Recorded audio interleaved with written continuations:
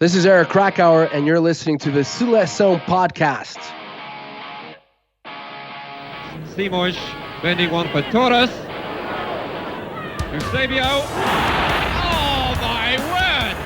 Have you ever seen anything like that? Bem jogado por Simão, a passar por dois adversários. Simão a tentar oferecer o golo a Figo e a bola é golo! O golo de Figo! Ricosta vai, acreditou, vai tirar para o golo, atira, golo! Golo! Golo! Cristiano Ronaldo, vai embora Cristiano Ronaldo! Bateu, golo, golo, golo, golo!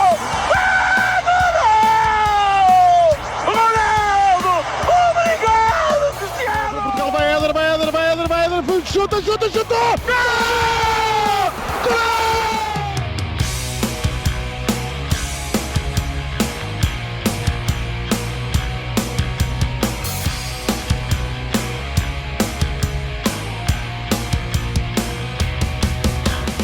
And we welcome you to episode number 70 of the Seleção podcast, a proud partner of Portugal.net. My name is Danny Pinto. I am your host. Thank you guys so much for tuning in. Once again, whether you're listening to us via any podcasting platform or watching us right here on our YouTube channel, we welcome you into another episode as match one done, job done, 3 points in the bag, of course, in Portuguese fashion, and especially with a team that is managed by Fernando Santos. Never easy to get just what we all hoped was going to be a straightforward victory, especially after getting that 2-goal advantage. But we will talk about all that coming up here in the next couple of moments with our good friend Eric Krakauer, the play-by-play man of Charlotte FC in the MLS. But of course, as I mentioned, podcasting and YouTube platforms. Remember, you can get our show on any podcast platform that is out there. Obviously, if you're listening to us via podcast, hopefully you've subscribed to us so that you get these shows always when they pop up. If you're watching us on YouTube, make sure you're subscribing. Make sure you're liking the video that you're watching right now so that this video and this platform can be more visible to those of us who love watching football and soccer podcasts. Make sure you're hitting that like button. Make sure you're hitting the subscribe button. And, of course, follow us on Twitter and on Instagram at selecaopod. Facebook.com/selecaopod. Email the show, selecaopod@gmail.com. And, of course, go ahead and hit that and bookmark the website, selecaopod.com. But without further ado, let's get right into it. Again, 3 points in the bag. And look, it's our good buddy, Eric Krakauer. As I said, the play-by-play man for Charlotte FC. But and I got approval on this nickname for him. The Tuga of Tobacco Road.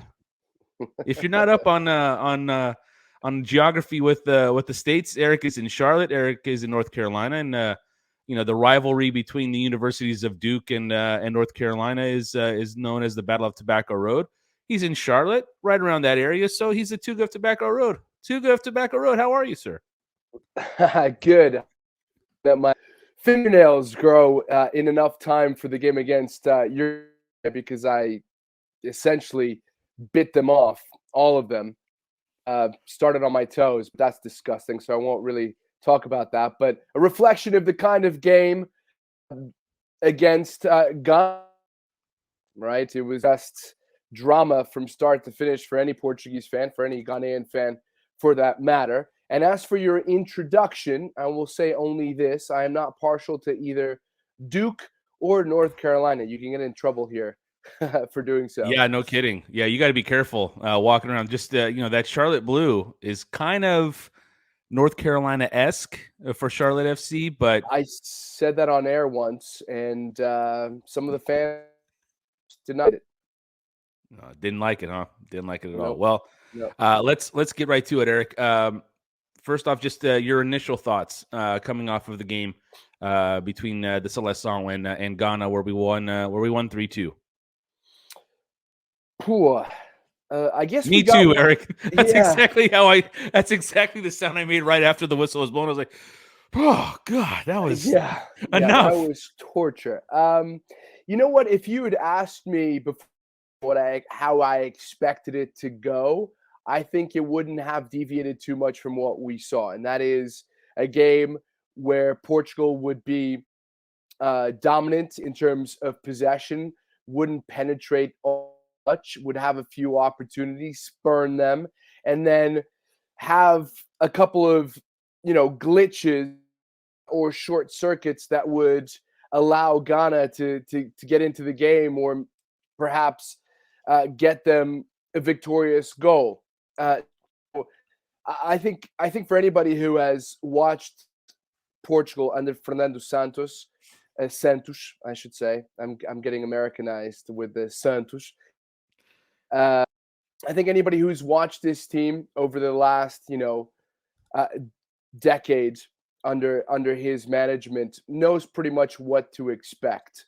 I commend him for up in what he believed would be a dynamic 11, but it didn't quite pan out that way, did it? It didn't. And I think you got to credit Ghana's setup in their defense. They played very reserved, very pragmatic in the first half. Obviously, things opened up for both teams in the second half. But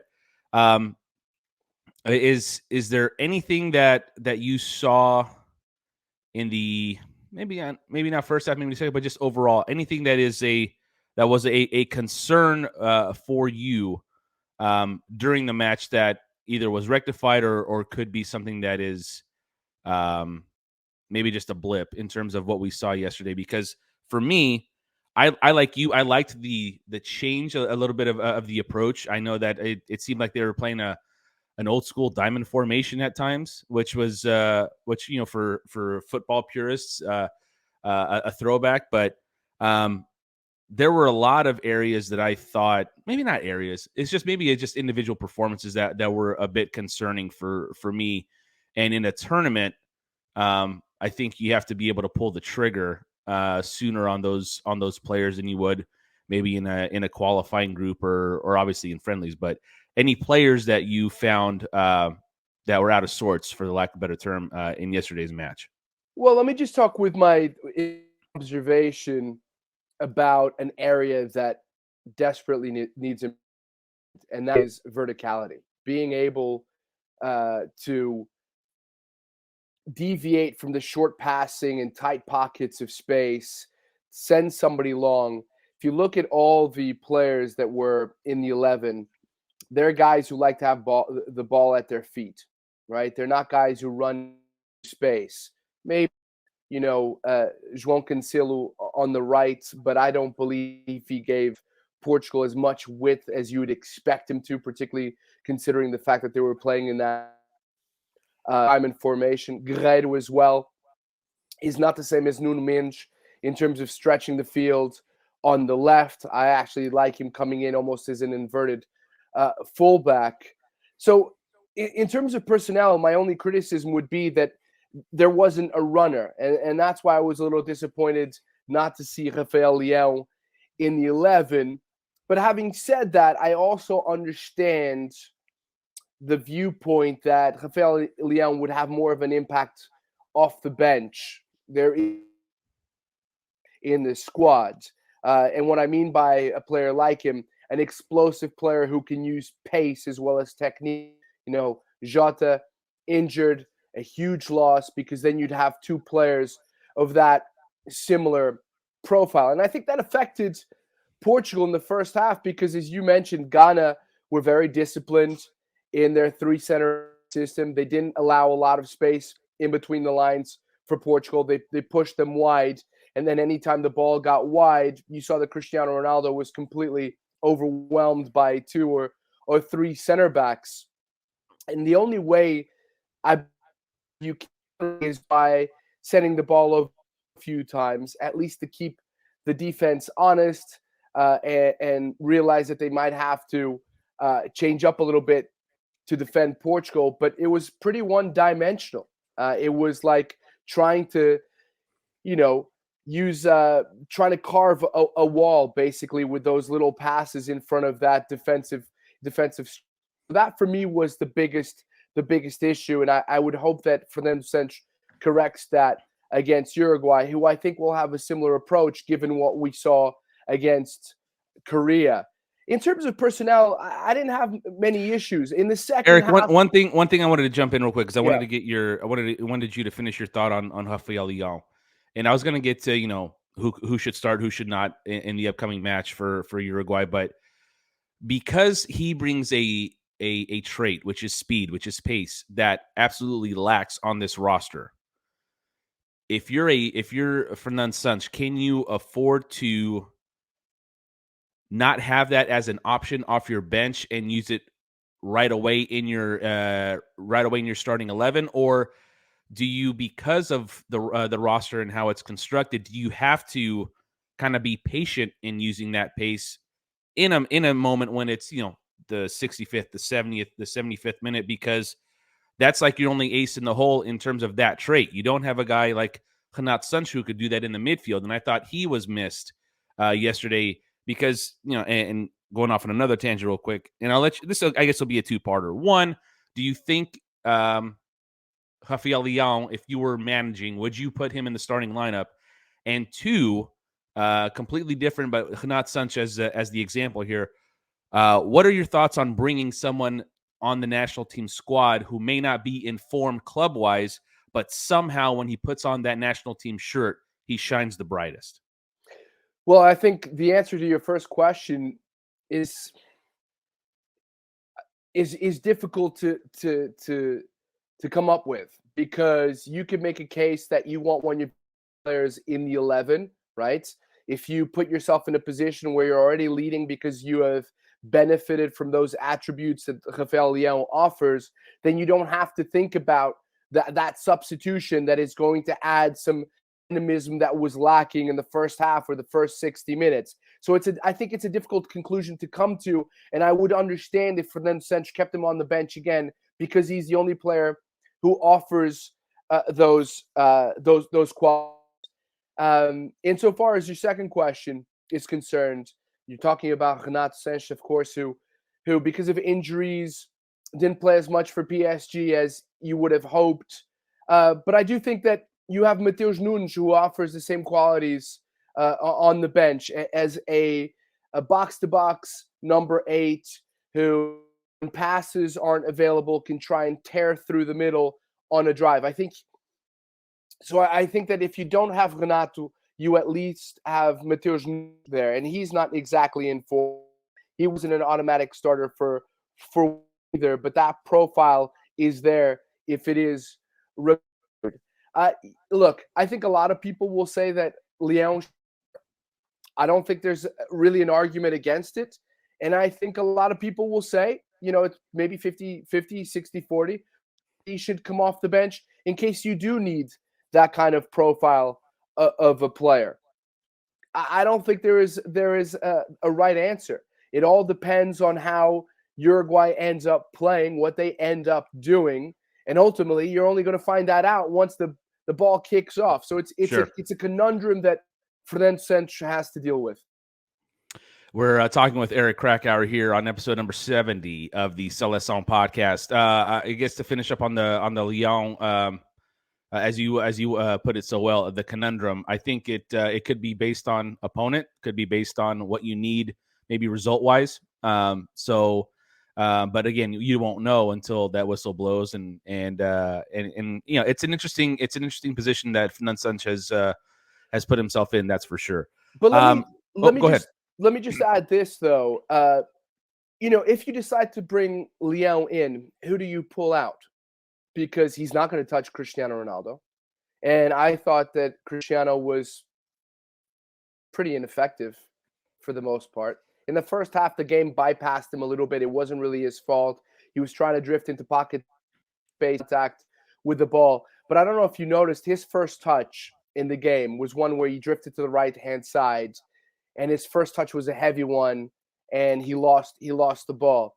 Yeah. And I remember thinking in that moment, that's not the first touch that you want from Cristiano Ronaldo, because he's going to second-guess his second or third. And you can imagine that he was feeling an immense pressure going into this game. Perhaps that was one of the reasons, the tears in his eyes during the national anthem. Perhaps he was just overcome with emotion. You can read into it any way you want. But later you have that opportunity where he has found with a pass, I think, from Ruben Neves. It was Neves who finds him in the middle of the field, or maybe it was Bernard. I think it was Bernard. First But, touch, no, I which think it was maybe bobbles. Bruno. Maybe, I don't know.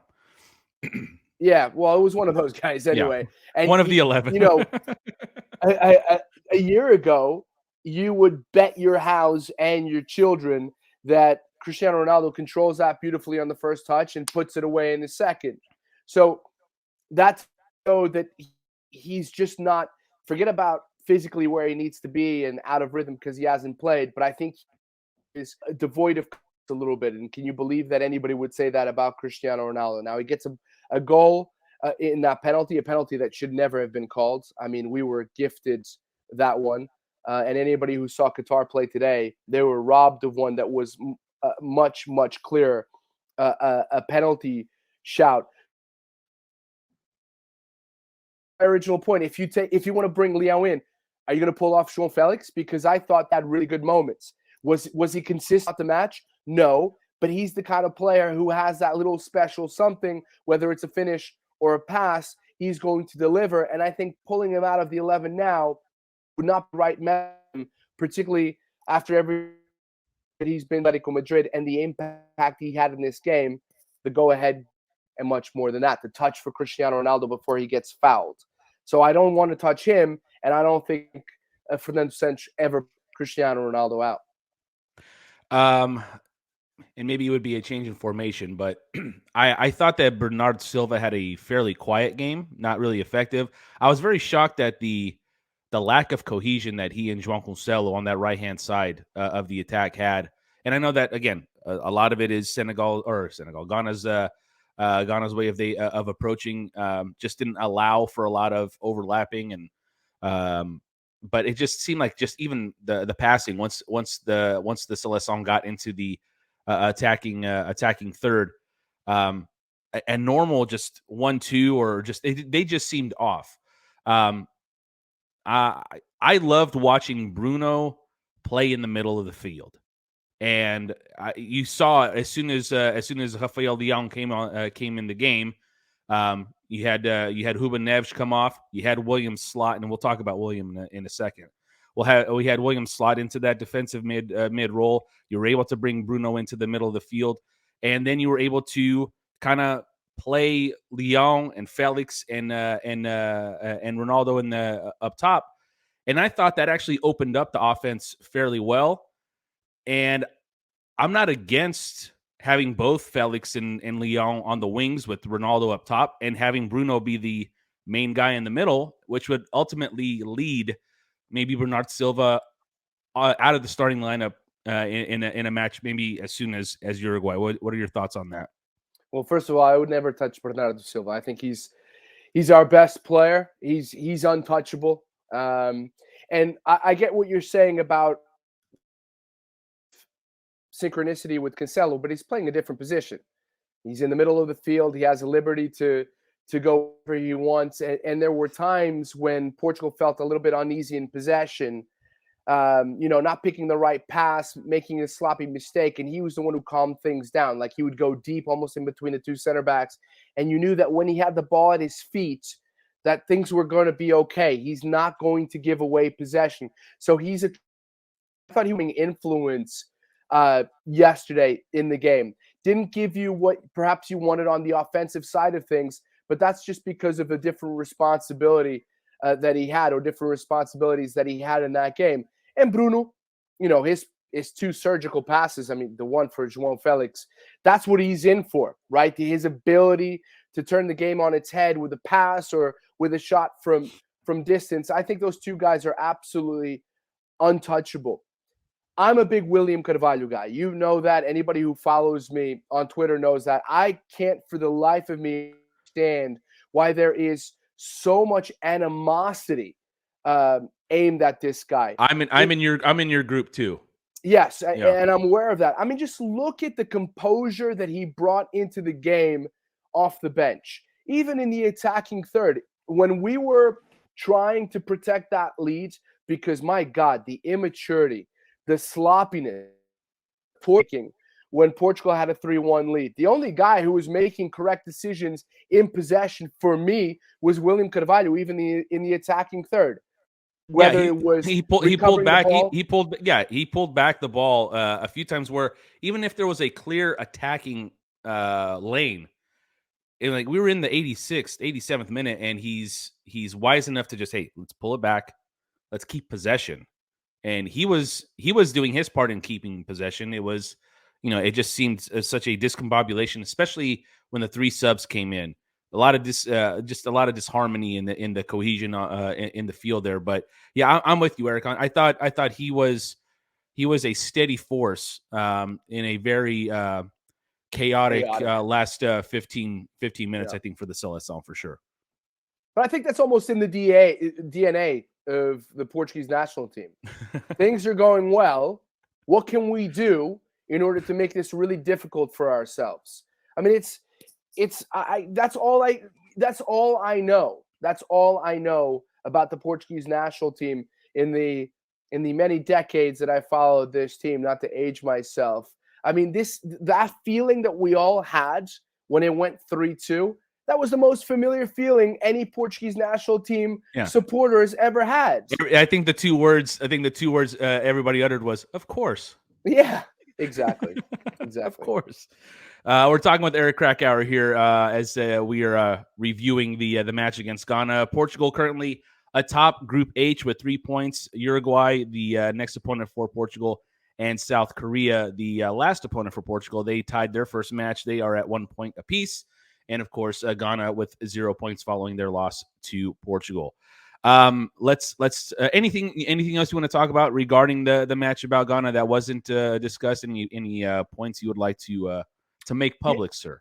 Yeah, 2 points. I thought that people were overly harsh on Danilo. I actually think he had a pretty good game. You can about his positioning in that second goal, but he's out of position because he expects Cancelo to cut out that play.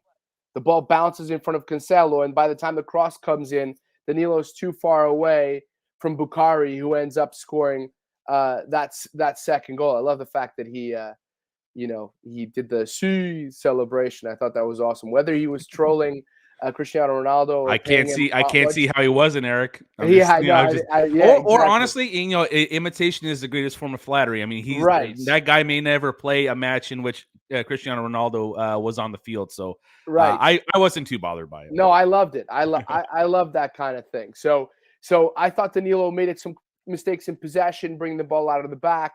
He and Ruben Dias, not the best progressors of the ball, and I think that's why Neves got the shout instead of William. Although William is a good passer of the ball, right? He very underrated. He doesn't get enough credit for that. Is he Neves? No, he isn't, but I don't think Neves had a fantastic, stellar game. It was a different for him. He needs runners ahead of him as well. And the other one is Cancelo. Look, I've always had, and my Lloyd Sam, who played for Ghana internationally, and he was actually at the game, and we were texting during the game, and he's a big fan of Cancelo, and he didn't know much about Nuno Mendes, and he always in the lead up to the World Cup, he kept asking me, why not have Cancelo on the left and Dalot on the right, because he's having such a good season. I said, yeah, but you can't take Nuno Mendes away. And then he looked at some Nuno Mendes video and saw him in the Champions League, and saw him against Nigeria, and it was like, yeah, you're 100% correct. I think Dalot has to come into the 11 against Uruguay. I just don't trust Cancelo defensively. I never have. That guy, I don't know what's going on in his brain. He's one of the most gifted players in the Portuguese national team in the world. But my God, man, every once in a while there's a part, and it costs us, and it happens far too often. I can't go or get past the Ghana game without asking you about the Diogo Costa brain fart because young guy. I think if I had to guess, I don't have his cap numbers in front of me, but I would have to guess fifth, under sixth 10 cap. Yeah, it's under 10. Big stage, first time in the World Cup. Obviously, it's a mistake that cannot be made, no matter at what game, what level. As a goalkeeper, you're taught to almost like a police officer. You got to know your surroundings the entire time you're out there. a costly mistake that could have had grand ramifications for Portugal's lead up through this World Cup. But I personally, and I saw some, of course, everybody overreacts to everything nowadays, Eric. Rui Patricio should be in, José Sá should be in. Listen, this is a kid who won, and I think you eloquently put this in a tweet weeks ago, maybe months ago, after the Champions League was done. Diogo Costa is going to make Porto a lot of money, and maybe as soon as this summer. He is the textbook prototype for a goalkeeper, and is only going to get better with more experience. This is something that he's going to learn from, and I would not have any hesitation putting him in between the sticks against Uruguay on Monday. Oh, yeah, that's not even a question. Look, the guy's going to be looking over his shoulder every day, every second of the day for the rest of his life. Yeah, in any situation. And let me just tell you, the head coach of the MLS Next Pro team here in Charlotte is a guy by the name of José Tavares, who was a technical director at Porto, the assistant coach to Vitor Pereira, in charge of the B team. And we were having a conversation because I'm a big fan of Sá. I always have been. I don't think Rui Patricio is a starter in this national team anymore. I don't think he should have been in the last year or so. I think Sá deserved more of a look as well, even though he's prone to mistakes. But José Tavares, and I don't think he'd mind me saying this publicly, told me that Diogo Costa is just, for his money, by far the best goalkeeper in Portugal. He said probably better than Bahia ever was. And this guy is just a world beater who is worth more than 100 million in today's market. And who am I to doubt a man who knows a lot more about the X's and O's and players than I do? I mean, this is a guy who is responsible for developing Vitinha, who is now at PSG, Vieira, who is at Arsenal, so on and so forth. So many players that this guy is responsible for developing, and he says that Diogo Costa is doing that over the past year at FC Porto. Yeah, it'll be interesting to see how he bounces back. And again, the only way you get to see that is just putting him right back out there and showing the confidence in him. And he got a no one knows what he said or what was said to him, but I'm sure it was a reassurance, but it was also like, hey, let's keep our head in the game.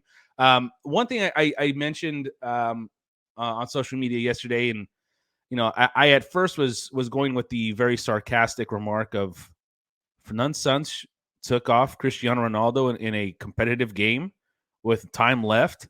But then as soon as I was, and then I thought, and and then as soon as I was about to hit send, the second goal went in. I guess my question is, and maybe it may or may not be a good one here, but I'll shoot my shot here. But because that hasn't been the norm, where you've taken Ronaldo off when the game has been decided, or even when he may not have it going in a match, do you think as soon as he was subbed off, the players just went, all right, this game is done? Because why would he be taken off if the game wasn't done? And then there was a kind of a human natural letdown, and I guess, like, one, do you think that's the case? And two, do you think that's more on Fernando Santos for not establishing that kind of tactic earlier on in with the Seleção? Because for my money, he doesn't have to play 90 minutes anymore.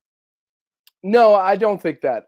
Look, if you look at the second goal developed, a ball over the top, a bit of an awkward bounce, but really Cancelo just, I mean, how do you describe him allowing that ball to bounce in front of him? And it was just defending on the part of the Manchester City player. But it was just a goal. And Fernando Santos said this, and look, I'm always critical of his press conferences, but he's right in saying that it was a goal out of nothing. Ghana's goals came out of nothing. The ball through Danilo's legs for Ayew to put it away. So I think it was. I think it has little to do with Cristiano Ronaldo and a lot to do with just lapses of concentration that cannot happen at this stage, and that are so endemic, in my opinion, to the Portuguese national team. Alrighty, that is a look at Ghana. Let's look forward to Uruguay on paper in this group. Probably the more talented opponent that Portugal will see out of the three opponents they will take on in the World Cup. Uruguay and South Korea both drew 1-1. What did you take out of Uruguay's performance against South Korea? And what can they provide in terms of opposition for the Seleção come Monday? Well, 0-0, not 1-1. 0-0. Sorry, it was 0-0. Yeah. My apologies. 0-0. Look, I think Uruguay. I've said this for a while, and certainly it's not an original thought because it's been uttered by others. Uruguay are the Atletico Madrid of international. Atletico Madrid prior to this season, and of course Diego Godin, who I thought had a monstrous game yesterday, is representative of that. And he proved that while he is not at the top of his game, he's still a very good defender and the leader of that three center back line. You know, I started with Uruguay against Korea, and I was impressed with Korea, specifically how they moved the ball down the middle and made Uruguay uncomfortable until the final third. There was an opportunity that fell to Hwang Wee-jo, the former Bordeaux player, who's, he worked really hard to connect the dots for Korea, who looked like a real proposition under Paulo Bento, by the way. But the Uruguay were disappointing to me because in terms of progressing the ball, they weren't very good. There's a reason for that, right? None of the three center backs that they played with today are passers of the ball. Josema of Atletico Madrid, go as well. And then if you look at the three center mids, Vecino, and then you got Betancourt and of course Valverde. They're not passers either. Valverde is what everybody wants Renato Sanches and Mateus Nunes to be for Portugal. You know, he's sort of a rip-roaring center mid. He can pass it. I'm not saying that he's not a good passer, but he's not that intricate passer in midfield. And so I think that Uruguay missed a guy like De Arrascaeta, who plays for Flamengo, who's very a creative force, but I'm not sure that he fits in this system. The last thing I'll say on Uruguay is this. The best thing that can happen for Portugal, and I hope I don't eat my words, is that Alonso doesn't take Luis Suarez out of the 11. Because by putting Darwin Núñez on the left, he basically blunted one of their best weapons, which is Darwin Núñez, right? A guy who's going to score you goals, can be a little bit clumsy sometimes, but his pace, his physicality allow him to play in a variety of different ways. He the ball by coming into a pocket of space and then making a sharp run, or just being an outlet like we want Rafael Leão to be. But because he's left on the left hand side, he's not as dangerous. Although having said that, I thought he was the most dangerous player in the attacking third for Uruguay. Luis Suarez, I think, really slowed things down for them when they were trying to play in transition. And I think that's the way that Uruguay is going to play. And that is the way, if you remember, that they beat us in the World Cup.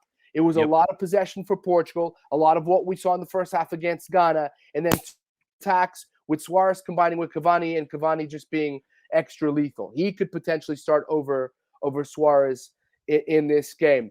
The issue for Portugal here is going to be the same one they had against Ghana. How do you manage to penetrate that back line, which is going to be very solid, very deep, without too much space in between the lines? And Ghana, in a way, was a good preparation for Uruguay because their systems aren't too different.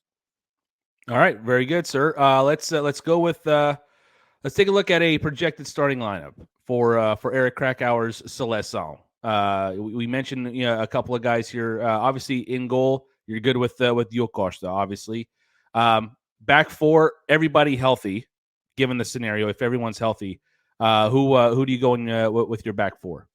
The two changes are I want Nuno Mendes on the left, and I'd like Dalot on the right. Just a little bit more defensive solidity. Somebody also who has more size on him.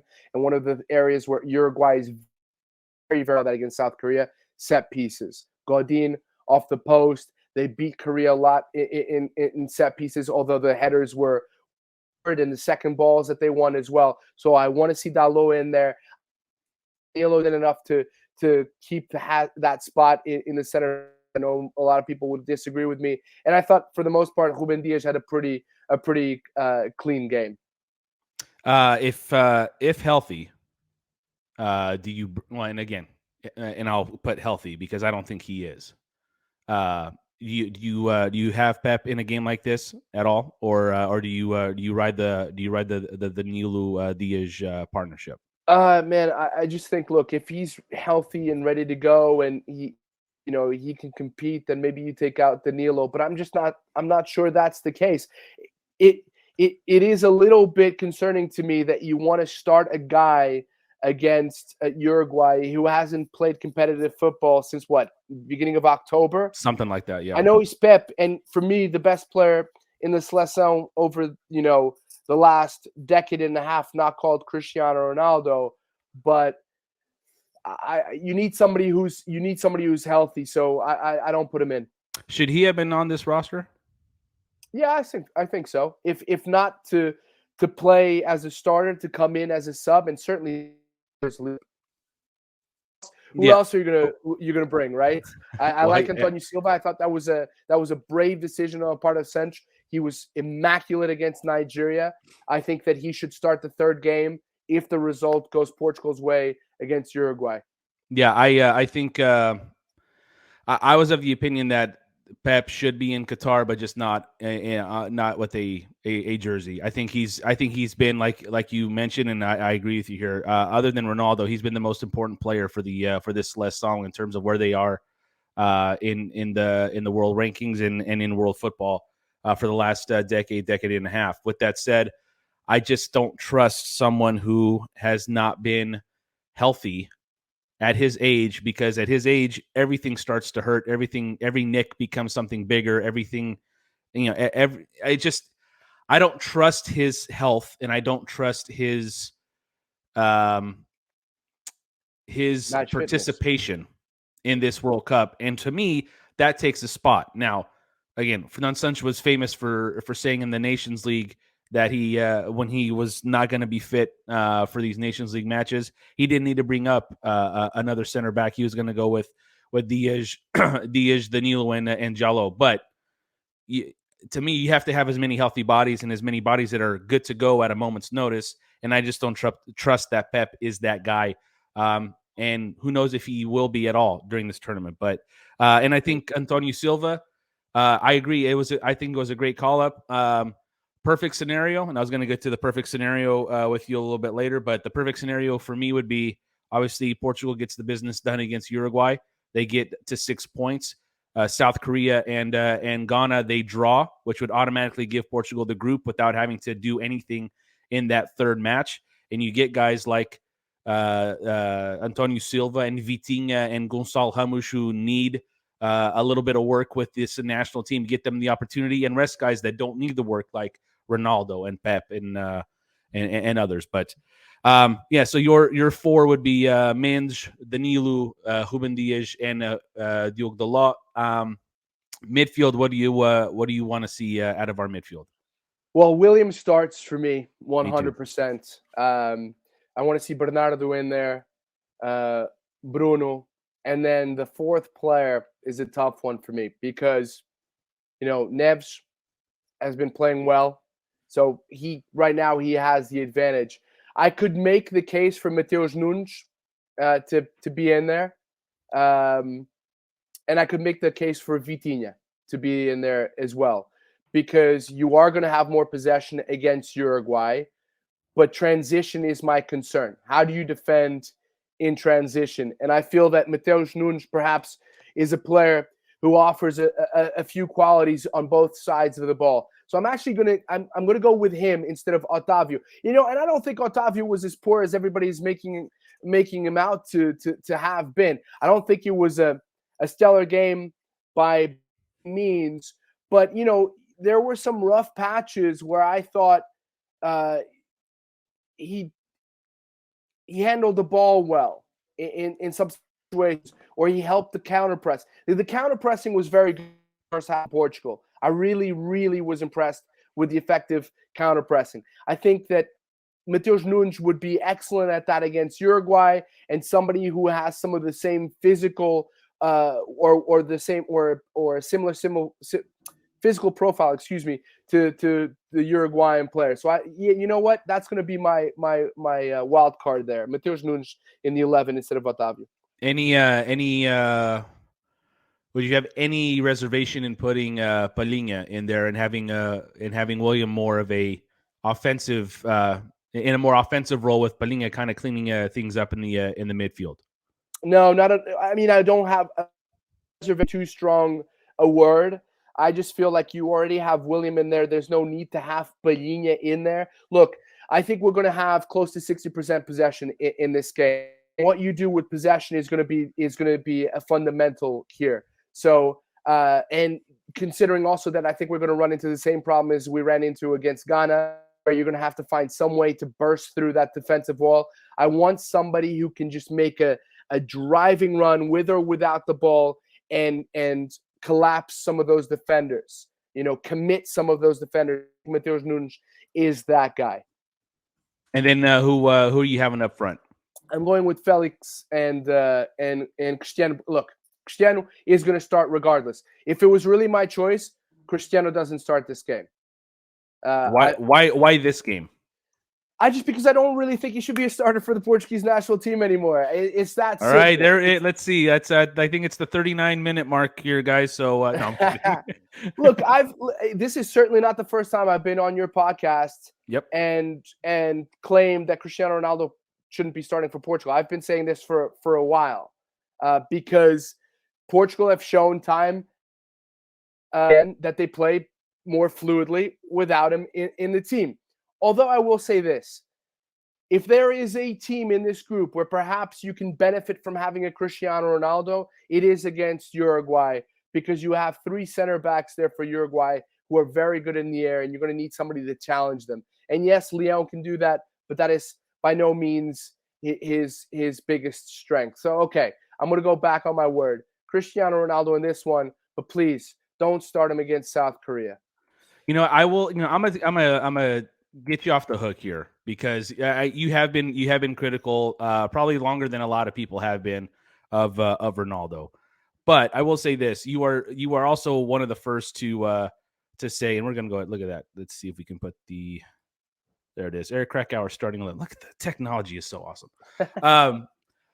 You're one of the first to folks you'll criticize, but you'll also understand the magnitude that Ronaldo has brought to this national team. He's the one that's put this national team on the map the last 15, and I think those are your exact words. I said the country, not even the national team. Yeah, the country, country on the map. Yeah, yeah. So it's it doesn't surprise me that you have your thought on Ronaldo regarding his starting spot, but also I'm not gonna just let you just hang on that one only. I'm gonna give you your props on not even props, but it's just you know what it is, Eric. It's almost like the Fernand Santos thing. You have to be able to thank him for what he's done, and yet be able to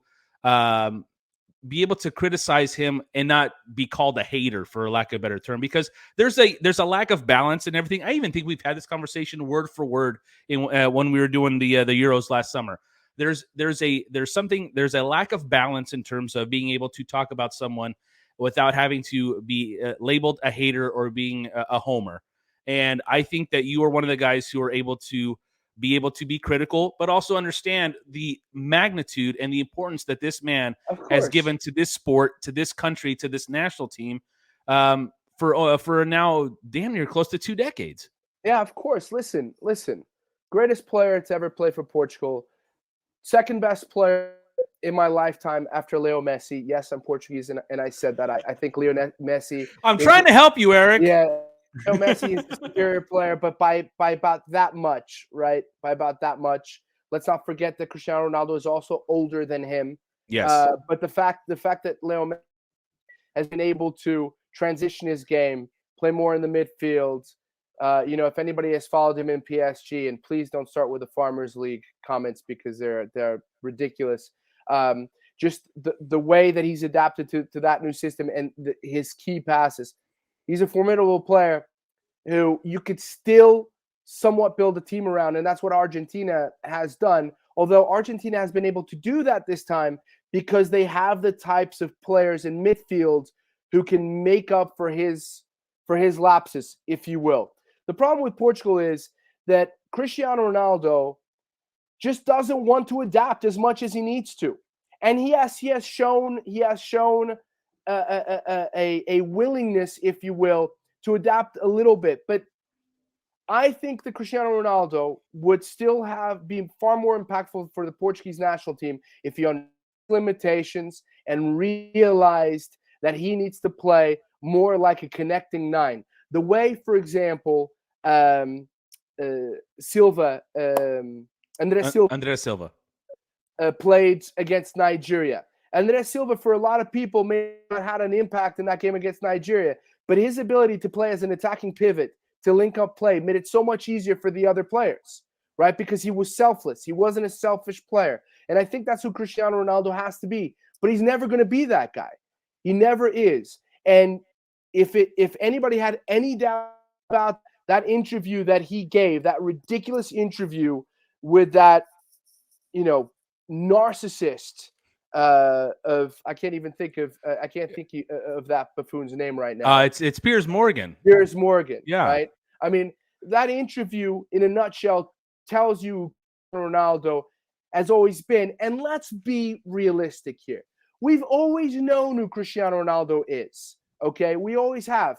That doesn't mean he hasn't done great things off the field. I mean, he is a philanthropist. He is a philanthropist. He has given money for causes he believes in, some of the causes that I believe in as well. He has helped children who are sick. I don't believe he's a bad guy. Like, I think he's got a good heart. But the problem is when the world has revolved around you for so long, you believe that is going to be the case forever, and it isn't. And that was an ugly example of who he still is, who he believes to be. Still a very good player, still can make an impact on this team. For me, he would be a bona fide starter if he only understood his limitations and said, you know what, this is not about me anymore, okay? This is about the team and what I can do to make everybody else better, and that has never been Cristiano Ronaldo. You were mentioning what he could be doing in his, now at 37, the way he could be playing. The way you were describing that to me reminded me of how Nuno Gomes used to play, especially towards the end of his career with the national team. He would always come back. He'd always track back, and he'd get it, in the right at the beginning of the attacking third. Either receive the ball, send it out to the wing, get it back to your midfield, and then kind of weave his way into the attack. I'd like to see that too, and I think if anybody, like Eric, you got to look at it this way too. I've called for Ronaldo to be the world's greatest decoy for about a year and a half, because you saw in the third goal for the national team yesterday, Bruno Fernandes finds Rafael Leão.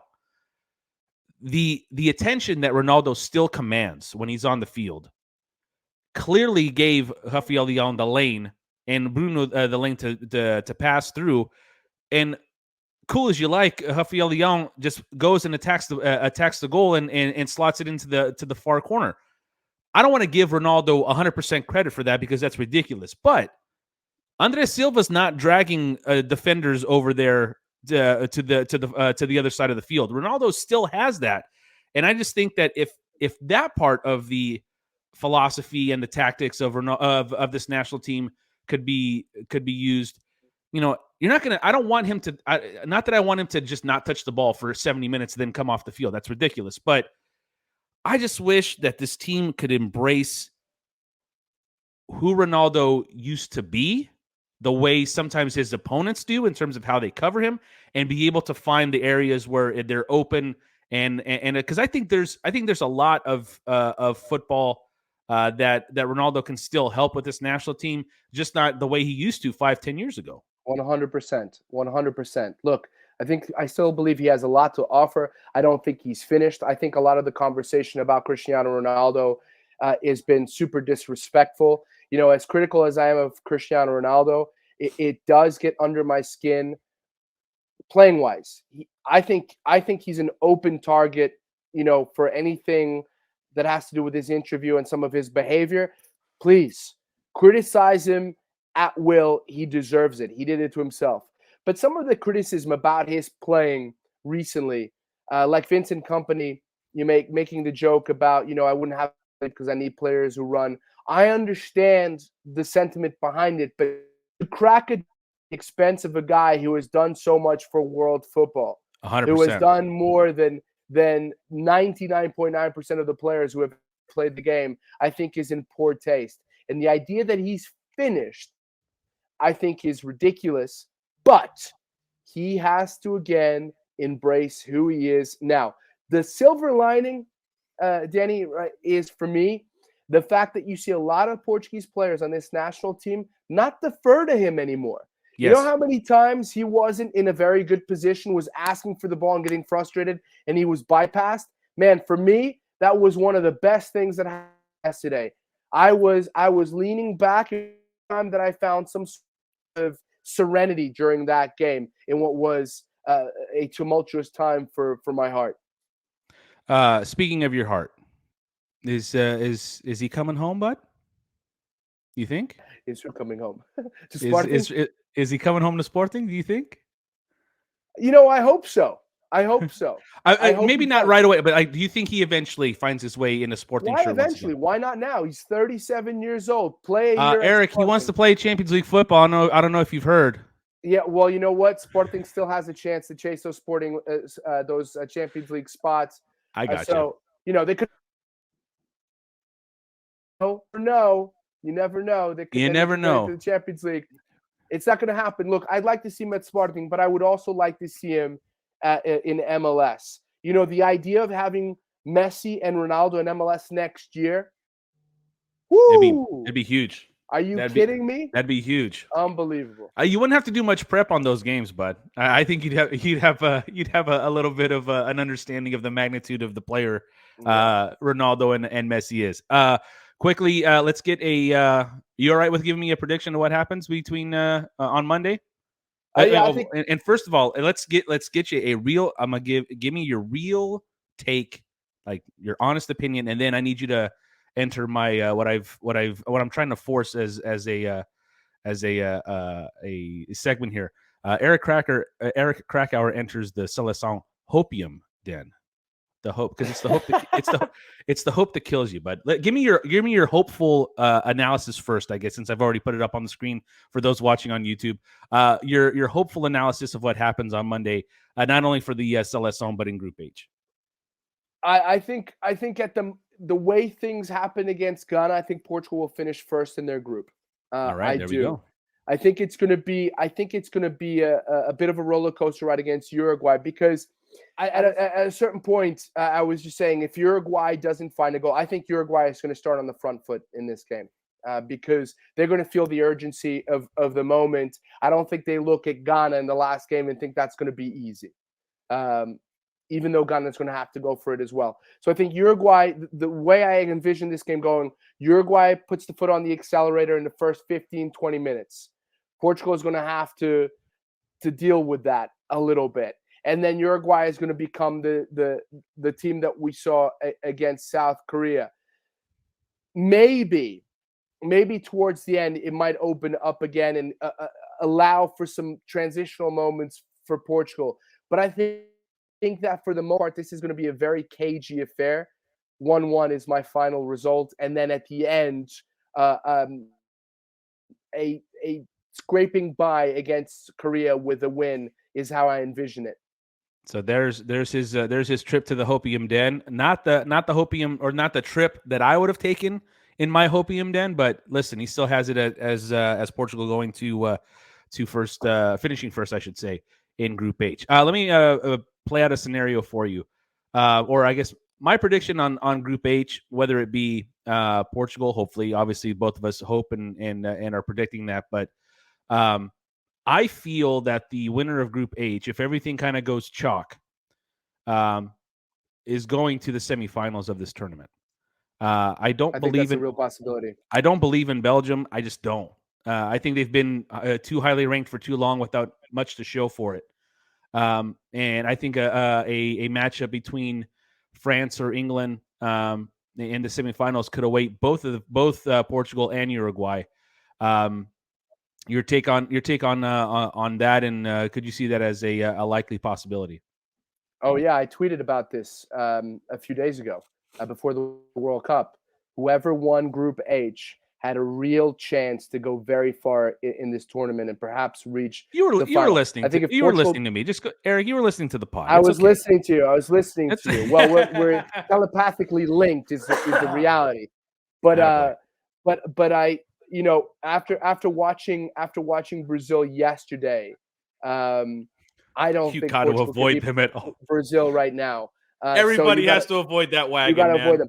Although, funny enough, very often it's about matchups. I think Uruguay, if they finish second and they face Brazil, could pull off an upset. I really do.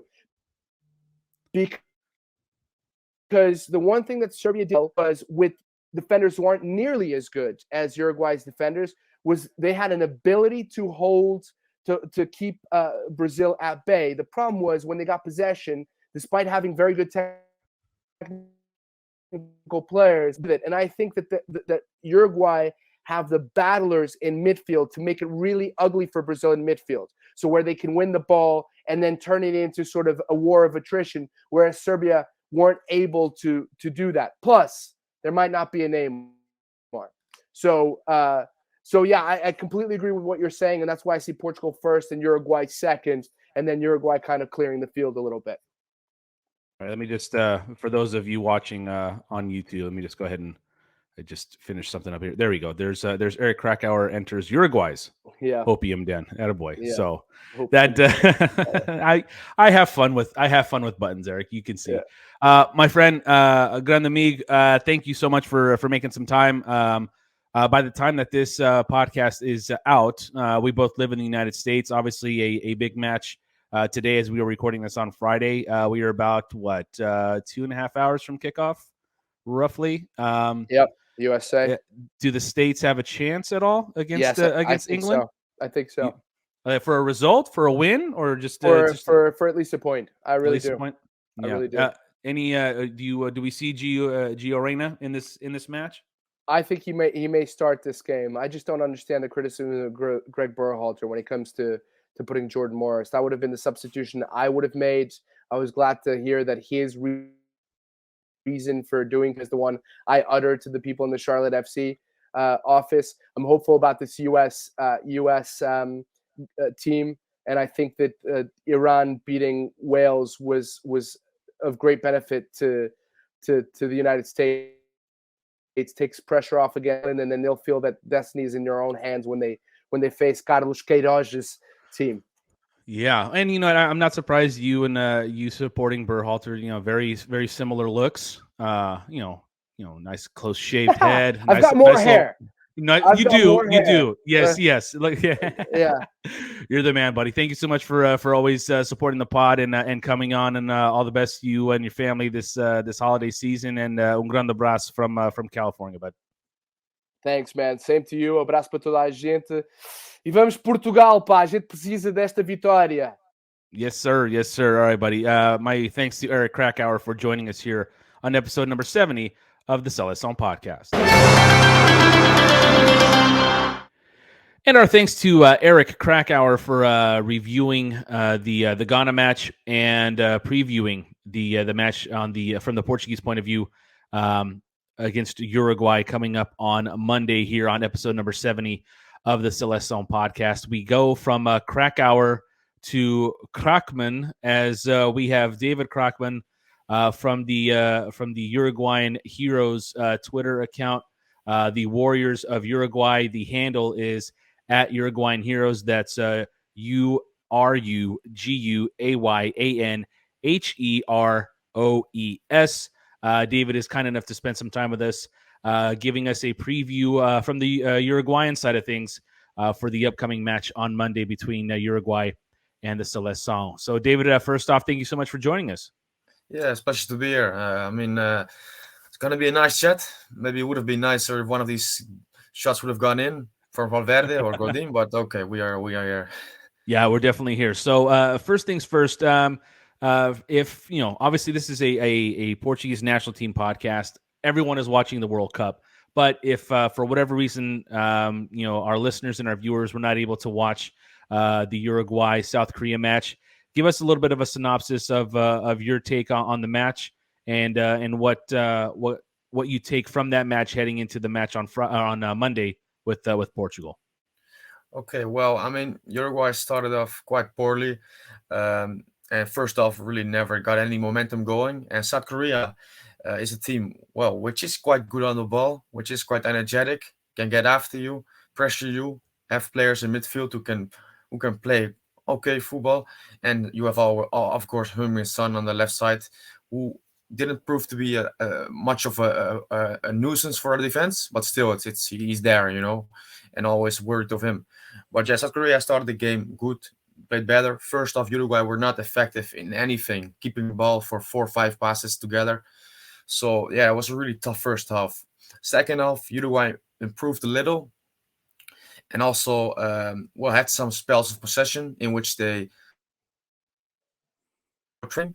But over the 90 minutes, it was never convincing, and there was not really a good game plan. It was mostly trying to go diagonal with long balls, which sometimes caused some danger. But overall, it was not something looking at it as a fan, which gives you any hope or any hope for Uruguay at this moment in time. And one of the problems in the game, or from the start of the game, was the lineup. Players getting played who shouldn't be there, like Cáceres, like Vecino, players who've done well in the past but not are at the level anymore. And also Uruguay not having a clear setup when it comes to attacking, having too little players who show for the ball and come in between lines and to get us out of difficult situations. So yeah, I mean, having said all that, there is a lot that needs to be changed for the upcoming game. That's for sure. If you were the Uruguayan manager, what would you do? Especially coming from a position where you guys did not get the victory on what day was that now? Thursday. 2 points behind Portugal. Obviously, there's still everything to play for because we still have 2 matches left. But what adjustments would you make from the Uruguayan point of things that may give Portugal some issues, given Portugal's maybe performance from Thursday as well? Well, first of all, I would pack the midfield a little bit more, and also have really a sitting midfielder, holding midfielder that can give us more security, because against South Korea at times the midfield of Uruguay was overrun, and this is just not necessary if you look at the names Uruguay have in midfield. So first of all, I would get Torreira or Manuel Ugarte, who Portuguese football fans will probably know a little bit about. Has done really well for Sporting since he signed for Famalicão. I would put Ugarte or Torreira as the sitting midfielder, defensive midfielder, and then I would have Bentancur, Valverde either side of him with some more freedom to express themselves, but also obviously to keep supporting Uruguay defensively, because at the moment with Araujo out and with Coates probably not playing, which is for me a real big mistake, Uruguay is not the strongest as they have been in past World Cups. For example, like 2018 when they defensively were amazing. So that I would do first of all, and then I would put a number 10 in, like Darascaeta or De La Cruz, who can be like this hook and ganche between the midfield and the attack, to get really some more of an idea to reach Suarez and Darwin, because the problem in the South Korea game was that Suarez, he was criticized a lot, but the truth is he was isolated, and he could, I mean, Suarez even in his best days would have struggled with the game. So never mind the version of him now. So yeah, we really need, these are the changes I believe we need to make. Yeah, Ugarte, I should say, not used in the South Korea match. Neither was Coates. Obviously, the two Sporting players that Portuguese fans may know best. Obviously, with Darwin Nunez playing in Benfica last year and having the big transfer to Liverpool, also another name that Portuguese fans may know very well. You mentioned De La Cruz playing in that middle. He was brought off the bench. You had Cavani come off the bench for Suarez, and obviously to join the attack against join the attack with Nunez. I had Eric Krakauer on prior to having you on, and he mentioned that it might be and he used his words very carefully. Not that Luis Suarez can't do it anymore, but he thinks that, and I'm paraphrasing here, it might be to Portugal's benefit if Luis Suarez is once again in that starting lineup and kind of used the way he was in this first match against South Korea. Then if you bring Cavani in and kind of change things up a little bit, what's your opinion on that? Well, he makes a good point. If we keep maintaining with the formation, doesn't really start of play, but with the game plan that we used against South Korea, because then he's isolated and you have nothing. Well, you gain nothing from Chris, because when it comes to defensive work rate or even the ability to do defensive work, he's not there anymore for this, So yeah, in that logic, if we keep playing like we played against South Korea, yeah, you should bench him and Cavani can put the shift in this position then. But coming back to your question, Cavani or Suarez, or I would, even though if we change the game plan, if we go more attacking, pack the midfield, have a number 10 in there, I would still play Cavani, by the way, because Cavani, when it was a tough game for attackers from Uruguay. He managed to show in the 25 minutes some threatening actions, good touch, getting around the defense of South Korea, bullying some defenders, and yeah, I believe that I would play him, because when you have Cavani and Darwin up top, it's gonna be tough to handle for any defense with the work rate they have, the way they can run the channels, the variety of their game. Basically, they can really switch it up, attributes which they can use, and I think that would be a big threat to Portugal. Yeah, we're talking with David Kraakman from the Warriors of Uruguay Twitter account. Please give them a follow. Give David a follow on Twitter at Uruguayan Heroes. That's URUGA. So check that, URUGUAYAN HEROES. He's helping us preview the matchup between the Seleção and Uruguay on Monday. As the table currently stands, Portugal on 3 points leads the way. Uruguay and South Korea with 1 point apiece, and then Ghana coming up in fourth place with 0 points. David, I kind of mentioned it briefly as, depending on, the situation, how this in for those of you who don't know, David and I were guests on a podcast. Damn it, David, the name escapes me what the name of the podcast was. Oh. But I'll give it proper accreditation here after my question here. But you and I were of the opinion that obviously both of these clubs, or both of these teams, Portugal and Uruguay, should be considered the two top teams in the group. And if things had gone Uruguay's way, as it did with Portugal, this matchup could have been, for all intents and purposes, a guarantee that almost a guarantee that the winner of this match could have been the winner of this group, and avoiding obviously what is likely to be a very heavy side of the bracket on the other side. With that said, the approach to this match against Portugal on Monday, given that Uruguay did not win, given that there is still a lot to play for, but does the draw and the Portugal win, do you see, in terms of just approach and pragmaticism of the Uruguayan point of view, should it be more of an offensive attacking role, or should it still kind of maybe depend on the match that happens earlier in the day on Monday, which is Ghana and South Korea? Or maybe does that match, I should say, have any bearing on how Uruguay should attack this Portugal match on Monday? What's a good question? I mean, there's obviously a difference between what I want to see and what I think will happen. What I want to see is Uruguay be more offensive, be more show more initiative, on the ball and also without the ball. And what Uruguayan team, which is more capable of doing this, obviously.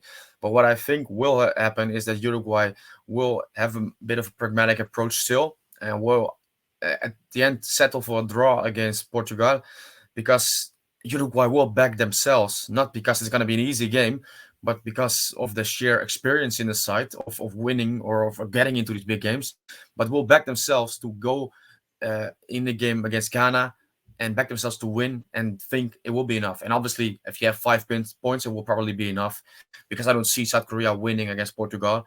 So I think the approach will still be a bit pragmatic. I think we will not see wholesale changes for Uruguay.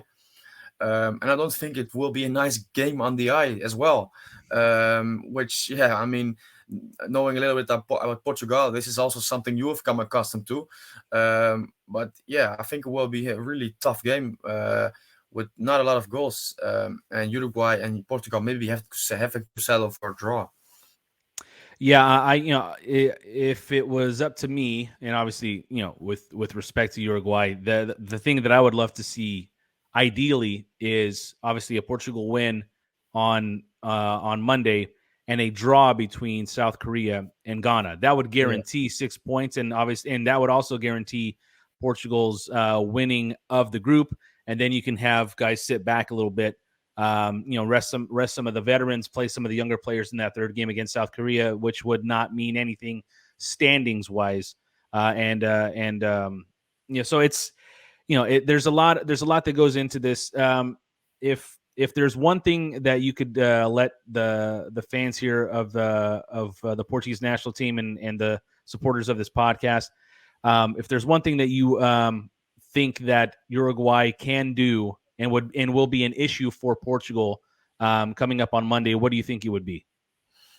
Okay, so what I think can happen is when you get a sitting midfielder on the field, you give Valverde some more freedom and get something like Arrascaeta from Flamengo in the side, then you can see Uruguay really having more of control of the ball and also finding these spaces in between the lines. And then you can see a Darwin running in behind, getting really the defenders of Portugal in trouble. Then you can see Uruguay in full capacity.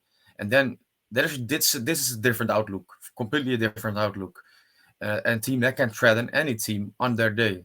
So but like I said, it all depends on if it's really gonna pan out like this. If the team is gonna if the team is gonna be something like this, which I really do doubt. So I'm being honest, because starting this World Cup, and I think also mentioned it on the podcast we did. The name also escapes me, to be honest. But, I got it now. It was the Window podcast, or the Window, I should say, an international football podcast. Okay. Hosted by our friends Joe and Brandon. So sorry, boys, but we got the plug in there. No, I mean, brilliant work from them. So no, for sure. But coming into the tournament, I was thinking Uruguay should aim and also have a realistic chance of topping the group. And what it obviously means is that you would avoid Brazil, hypothetically, if they go first, which they will. And now Uruguay. And obviously we can win both the remaining games. We can, obviously, but it's going to be hard. So theoretically, Uruguay finish second and go to Brazil, and it's not making me sleep, to be honest. I won't ask you for a prediction on the game coming up on Monday. I'll just ask you for an overall prediction. Do you still see Uruguay, whether first or second, do you still see them getting out of this group? I think Uruguay will get second, and I do think anyway. I do think Portugal will win it, to be honest, on Monday, and then Uruguay will beat Ghana, which will be enough, I do think. Let's see. Yeah. Lastly, David, when I reached out to you to do the podcast, I live in California and I do a Portugal podcast. I was not expecting someone from Uruguay or someone who covers the Uruguayan national team to tell me that they are in the Netherlands. How did we get from how did we cover Uruguay from the Netherlands? Are we originally from Uruguay? Tell me a little bit about your story and how you got started with with the Twitter account and covering Uruguay? Yeah, well, I have no roots in Uruguay, so that makes for not coming. Well, I mean, the story is that I was a young guy, a little bit less younger now, when Suarez came into the country playing for Groningen first and then for Ajax. And well, he's a player that really grabs your attention, and the way he plays football, certainly in his younger years. It's almost like it's almost like he takes a bite into your attention. Well, it was so I'm sorry. No. I apologize. I mean, I appreciate that one. So no, yeah, but I mean, he really does grab your attention and really, well, I mean, he captures. Certainly, when you are a young guy loving football, then you really, how do you say? It really gets to you, and some player can really, well, grab your attention and make you really idolize him. And Suarez was that for me. And because of the way he plays, and it really resembles the Garacharua mentality and the Uruguayan football mentality. And I became a bit older and started to have an interest in things beyond Netherlands. So I was Uruguay and the national team, the history, and it really fascinated me. And so I think it's 2016 I started to have a Twitter account, Uruguayan Heroes, this one, to cover Uruguayan football in English. And I mean, it's been nice to do for sure. Also some hard times when Uruguay knocked out of the Copa America for the last 4 times in the quarterfinals, basically, and 1 time in the group stage. But yeah, it's been nice. And yeah. Well, I appreciated us getting together on the podcast a couple of weeks ago, and I've been following you now for a couple of months, ever since the draw came out, and trying to follow the accounts of Portugal's opponents, and you do a great job on that Twitter account. And if people are interested in following you and following the Uruguayan run in the World Cup, hopefully for your sake, it's a long one. Make sure you follow David at Uruguayan Heroes. Again, URUGUAYAN HEROES. David, my thanks to you for coming on. I know it's late in the Netherlands, but all the best to you and your coverage of football for Uruguay, and hopefully we will talk in the near future. Appreciate that a lot. Thank you, man. Thank you. All right, folks, that was David Kraakman. Again, make sure you follow him on Twitter at Uruguayan Heroes. The Warriors of Uruguay is the account. So, yeah, make sure you follow him on Twitter. That will do it, guys, for episode number 70 of the Seleção podcast. My thanks to Eric Krakauer and David Kraakman for reviewing and previewing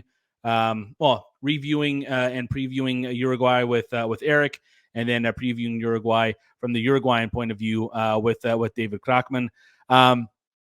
A couple things before I leave you here on this episode. My expectation is to be doing these preview episodes the rest of the way. I appreciate everybody reaching out when I tweeted out that I wasn't able to do as many episodes as I wanted to, given the medical situation here at the house with my wife. I had a number of people reach out and wish her and wish us. Well, I didn't specifically say it was my wife, but it was my wife. But we just got some wonderful notes on Twitter and just really appreciated that. It only asserts the connection that this podcast has with you guys out there. So from the bottom of my heart, thank you very much. Also, as I mentioned, as you see here, this mustache is still going. I wouldn't call it strong, but it's still on the face. It's definitely going strong, but it's still going on the face. But I did reach the goal that I had set out when Movember started. We did reach the $100 mark. So I want to thank specifically the following people for their contributions: Zach Zucker, Ryan Kadima, Jeremy Humphrey, Andrew Gomes, Samson Costa, Bradford Grossman, and probably the person who donated maybe the quickest my wife Suzette, so that I can get this mustache off my face as quickly as possible. But it won't happen until December the 1st. I had to break it down to her yeah, December 1st, this will come off. But again, we've reached the $100 mark. I am going to match that $100 myself and donate to the Movember.com. The account is still open. I'll have the link in both the YouTube information and the podcast notes and everything. We're at the goal that I originally set for myself. I'm going to match that $100. But if you guys between now and November the 30th, if you guys still want to donate to the cause, these proceeds go to programs all over the world dealing with men's health, men's mental health, prostate cancer, testicular cancer, men's suicide. So anything that you guys can free yourselves of in terms of a donation, the link is below on YouTube and in the podcast description on any of the podcasting platforms that you're listening to. So again, that will do it for episode number 70 of the Seleção podcast. My name is Danny Pinto. I have been your host. We are a proud partner of Portugal.net, and the Seleção are up on top of Group H after the first round of group play. So as always, we end our podcast with a simple little Força Portugal!